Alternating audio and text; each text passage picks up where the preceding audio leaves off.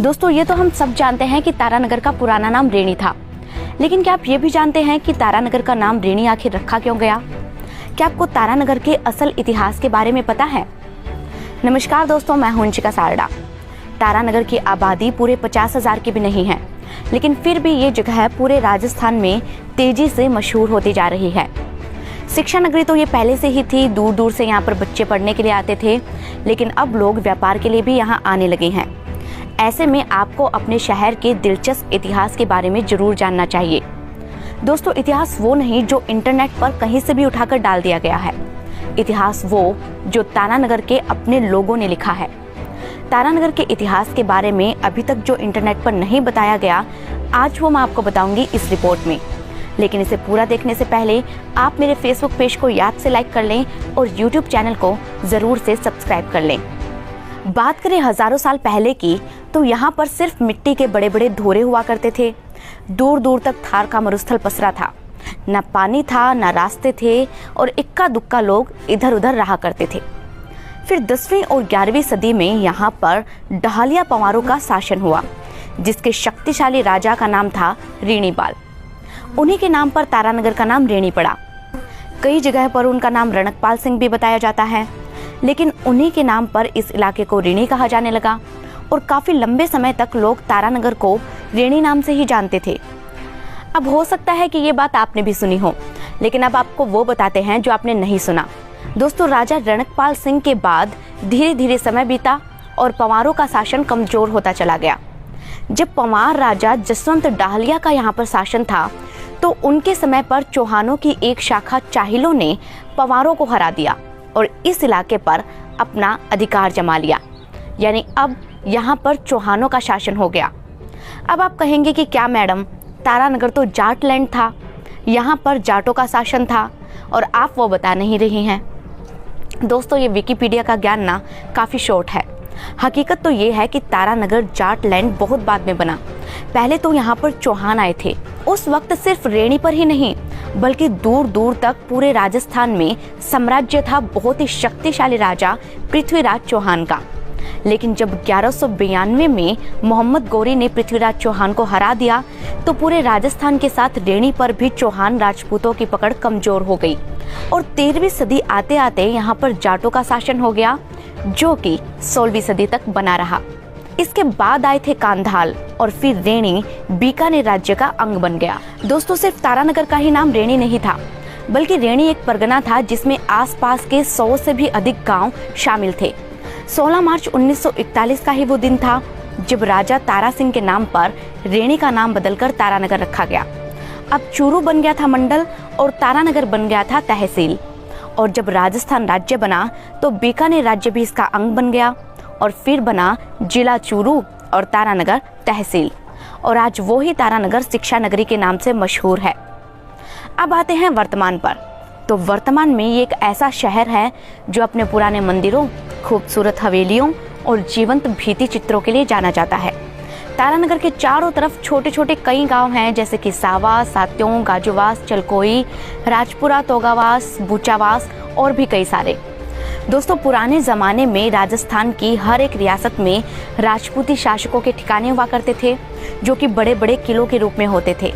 तारानगर में भी एक किला है जिसे गढ़ कहा जाता है। बहुत सारी जगहों पर तो गढ़ों को म्यूजियम बना दिया गया है, लेकिन तारानगर के किले को तहसील के मुख्यालय के तौर पर इस्तेमाल किया जाता है। इसके चारों तरफ बाजार है। थोड़ी ही दूर पर बाबा रामदेव जी का प्रसिद्ध मंदिर है, जहां रुणीचा धाम के बाद सबसे बड़ा मेला लगता है। जी हाँ, राजस्थान का सबसे बड़ा मेला वहीं लगता है, रुणीचा धाम के बाद। यहाँ का गणेश मंदिर भी काफी प्रसिद्ध है। यहाँ पर गणेश चतुर्थी पर हर साल 100 किलो से भी ज्यादा के लड्डू का भोग लगता है। करीब 1000 साल पुराना जैन मंदिर भी यहाँ है, जो कि बीकानेर रियासत का पहला मंदिर माना जाता है। इसके बारे में कई तरह की मान्यताएं हैं और कहा जाता है कि यहाँ की मूर्तियाँ काफी चमत्कारी है। और यहाँ का सबसे ज्यादा चर्चित मंदिर है श्याम पांड्या जी का मंदिर। इस मंदिर के बारे में कहा जाता है कि ये महाभारत काल के प्रसिद्ध संत श्याम पांड्या जी का है, जो कि बहुत ही चमत्कारी थे। कहा जाता है कि युधिष्ठिर के राज तिलक में शामिल होने के लिए खुद भीम श्याम पांड्या जी को न्योता देने आए थे। जोहड़ के बालाजी का मंदिर भी यहाँ पर काफी प्रसिद्ध माना जाता है। तो दोस्तों, ये तो बात हुई तारानगर के मंदिरों की। अब बात करते हैं यहाँ के डेवलपमेंट की। बीते वक्त के साथ तारानगर व्यापार यानी कि बिजनेस के लिए भी तेजी से डेवलप हुआ है। कई सारी नई दुकानें, सुपरमार्केट्स, बेकरी और रेस्टोरेंट्स यहाँ खुले हैं। आसपास के गांव के लोग अब बिजनेस सिलसिले में तारानगर आने लगे हैं। बड़ी बड़ी इमारतों वाली स्कूलें यहाँ पर हैं। कोई ना कोई बच्चा हर साल मेरिट लिस्ट में अपना नाम यहाँ पर बनाता ही बनाता है। कई सारी कोचिंग्स यहाँ पर है जिनमें सरकारी नौकरी पाने के लिए हजारों स्टूडेंट्स पढ़ाई करते हैं। उच्च शिक्षा के लिए यहाँ पर कई सारी कॉलेज भी हैं। ज्वेलरी से लेकर हैंडीक्राफ्ट्स और कपड़े के साथ ही होलसेल के मार्केट्स भी यहाँ पर अच्छे खासे हैं। लेकिन फिर भी यहाँ पर ट्रांसपोर्टेशन कुछ खास नहीं है। अभी तक यहाँ पर रेलवे स्टेशन नहीं है, इसलिए सड़कें ही यातायात का एक साधन है। लेकिन हर राज्य के लिए यहाँ के बस स्टैंड से बसें चलती है। साथ ही गाँव को तारानगर से जोड़ने के लिए भी बसें ही एक जरिया है। आसपास रेलवे स्टेशन की बात करें तो सादुलपुर का रेलवे स्टेशन है जो कि 36 किलोमीटर दूर है और दूसरा है चूरू का रेलवे स्टेशन। दोस्तों, व्यापार और शिक्षा के मामले में तेजी से विकसित होता हुआ तारानगर पर्यटन के क्षेत्र में थोड़ा सा पीछे रह गया। लेकिन पिछले 5 सालों में यहाँ पर काफी कुछ बदला। जैसे कि यहाँ पर पहला पब्लिक पार्क बना, यहाँ पर एक पब्लिक लाइब्रेरी भी बनी है जिसे अब रिनोवेट करके खूबसूरत बना दिया गया है। डेवलप होते हुए तारानगर को देखकर यहाँ पर कई सारे बैंक भी खुल गए। State bank of India, Punjab national bank, oriental bank और बड़ौदा बैंक और HDFC जैसे कई प्राइवेट बैंक भी यहाँ पर अब खुल रहे हैं। इसके अलावा नगर पालिका भवन भी नया बन गया। दोस्तों, राजनीति की बात करें तो यहाँ के नेताओं ने राज्य की राजनीति में हमेशा अपनी जबरदस्त पकड़ बनाकर रखी है। चंदनमल बैद, चंद्रशेखर बैद, नरेंद्र बुडानिया, राजेंद्र राठौड़ जैसे कई कद्दावर नेता इस सीट से कई बार विधायक चुने गए हैं। फिलहाल यहाँ पर विधायक नरेंद्र बुडानिया हैं और चेयरमैन हैं प्रियंका बानो। तारानगर के लोग तेजी से विकास की राह पर बढ़ रहे हैं। लेकिन अगर रेलवे कनेक्टिविटी हो जाती और साथ में ही पर्यटन पर भी सरकार थोड़ा ध्यान देती तो ये इलाका और भी तेजी से विकसित हो पाता, क्योंकि तारानगर का फ्यूचर बहुत ही ज़्यादा ब्राइट है। तो दोस्तों, ये थी तारानगर के इतिहास, वर्तमान और उज्जवल भविष्य की एक झलक। वैसे तो इंटरनेट पर तारानगर के इतिहास के बारे में कई अलग अलग चीज़ें लिखी गई हैं, लेकिन मैंने ये सारी चीज़ें और ये सारे फैक्ट्स आपको बताए हैं इस किताब से पढ़कर।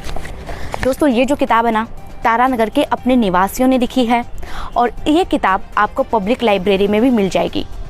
और हाँ दोस्तों, एक बात और, आजकल लोग काफ़ी जागरूक हो गए हैं। हर रिपोर्ट पर वो खुद रिसर्च करते हैं। ये एक अच्छी बात है कि आप हर फैक्ट को क्रॉस चेक करते हैं, लेकिन विकिपीडिया और कोरा पर से रिसर्च करना सही नहीं है, क्योंकि यहाँ पर कोई भी कुछ भी लिख सकता है और लिखे हुए को बदल भी सकता है। इसलिए बेहतर होगा कि अगर आपको कोई चीज़ खटक रही है या फिर आप क्रॉस चेक करना चाहते हैं तो किसी ऑथेंटिक वेबसाइट पर जाएं या फिर किसी अच्छी किताब का सहारा लें। दोस्तों, ये रिपोर्ट आपको कैसी लगी आप मुझे कमेंट सेक्शन में ज़रूर बताएं। ये रिपोर्ट अगर आपको पसंद आई हो तो मेरे चैनल को याद से सब्सक्राइब कर लें। अपने शहर तारानगर के इतिहास पर बने इस रिपोर्ट को ज़रूर शेयर करें ताकि लोग तारानगर के दिलचस्प इतिहास के बारे में जान सकें।